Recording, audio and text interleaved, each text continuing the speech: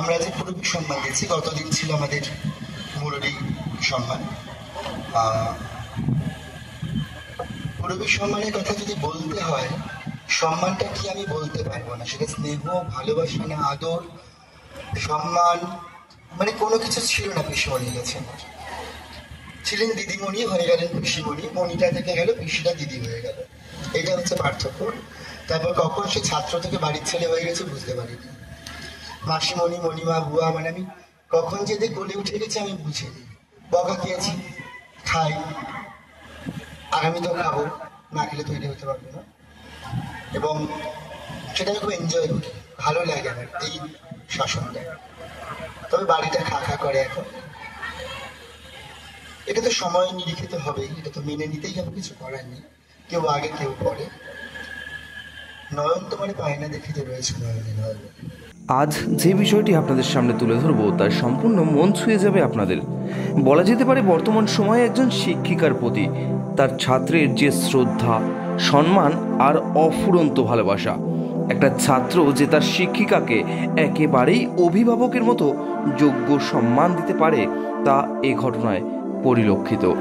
প্রয়াত শিক্ষিকার শেষ ইচ্ছা পূরণ এবং তার স্মৃতি আগলে রেখে 14 এপ্রিল দত্তপুকুর চন্দ্রপুর মিতালি সংঘের অনুষ্ঠান মঞ্চে এক সাংস্কৃতিক অনুষ্ঠানের মধ্য দিয়ে শিক্ষাগুরুকে স্মরণ করে এক ছাত্র সমগ্র ছাত্র সমাজকে আর একবার বুঝিয়ে দিল যে শিক্ষক এবং তার শিক্ষকতা একটা ছাত্র জীবনে কতটা সাড়া ফেলতে পারে। এই দিন প্রয়াত শিক্ষিকার পরিবারের 3 সদস্যের হাতে দেবী সরস্বতীর মূর্তি, একটি ফুল গাছ এবং উত্তরীয় পরিয়ে সম্বর্ধনা জ্ঞাপন করা হয় এবং তার পরবর্তীতে প্রয়াত শিক্ষিকার স্মৃতি উদ্দেশ্যে অনুষ্ঠান মঞ্চে চলে একাধিক সাংস্কৃতিক নৃত্য, সঙ্গীত ও কবিতা পাঠ। আমাদের আজকে হচ্ছে পুরবী ভট্টাচার্য স্মরণ একটি অনুষ্ঠান, নৃত্যানুষ্ঠান, যেখানে আমরা তাকে স্মরণ করছি তার ইচ্ছের মাধ্যমে। তিনি আমার শ্রদ্ধেয় দিদিমণি ছিলেন, কিন্তু পরবর্তীতে একটা পারিবারিক সম্পর্ক হয়েছে। তিনি পরবর্তীতে আমার পিসিমণি হয়েছে এবং তারপর কখন যে জড়িয়ে গেছি এবং কি মায়ার বাঁধন সেটা কখন বুঝতে পারিনি। 2023-এ অসুস্থ হয়ে তিনি হসপিটালাইজড হলেন, বাড়ি ফিরেছেন। আমি দেখতে গিয়েছি, তখন আমাকে বললেন যে তোকে একটা কথা বলার ছিল, ভাবছিলাম তোর সাথে যদি দেখা না হয়। তাহলে দেখা না হওয়ার কি হয়েছে, অসুস্থ হয়েছো, গেছো, ফিরে এসছো, ঠিকই তো আছে। না, তোকে একটা কথা বলবো, তুই এবারে 3 কন্যা করিস। ঠিক আছে। 2024-এ আমরা 25 বছর করছি, তো সেই মুহূর্তে আমরা 3 কন্যা করবো, তুমি সামনে বসে দেখবে। তার একটা অসম্ভব ইয়ে ছিল যে আমি মানসিক একটা প্রবৃত্তি ছিল রাহুল সব পারে, তো রাহুল সব পারে সেটা তার চিন্তা ভাবনা ছিল। আমি জানি না আমি কত দূর কি পারি।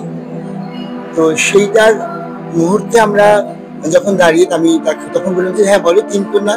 তো 3 কন্যা তো সবাই করে, চিত্রাঙ্গদা, শ্যামা, চন্ডালী। না, সেটা নয়।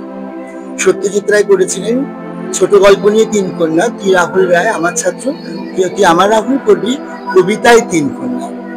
এটা ছিল আমাদের মূল উদ্দেশ্য এবং সেই 3টে কবিতা তারই নির্বাচিত। সামান্য ক্ষতি, বাসব দত্তা, অভিসার, মানে বাসব দত্তা চরিত্রটির নাম, মানে সামান্য ক্ষতি, অভিসার এবং পূজারিণী। মানে 3 কন্যা হচ্ছে আমাদের করুণা, বাসব দত্তা ছিল অনুপস্থিত ছিল, রয়েছে আপাতত, আর ও হচ্ছে শ্রীমতী। হ্যাঁ, তো এই হচ্ছে বিষয়। তো আমাদের শ্রদ্ধামূলক অনুষ্ঠান এটি সম্পূর্ণ। গতদিন ছিল সম্পূর্ণ পরিমাণে শাস্ত্রীয় ধারায়।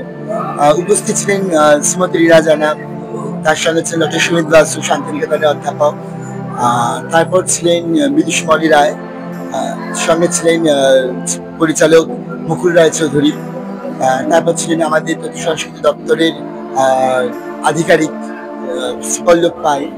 আজকে রয়েছেন আমাদের মধ্যে তার 3 বোন রয়েছেন, শ্যামা চক্রবর্তী, জবা কুণ্ডু এবং জয়ন্তী ঘোষাল, এবং রয়েছেন শ্রীমতী সোনালী মল্লিক, শ্রীমতী সুতা পাওন, ডক্টর শিবাশিস ভট্টাচার্য, বিদুষী সুস্মিতা ভট্টাচার্য, সাধনা ভট্টাচার্য।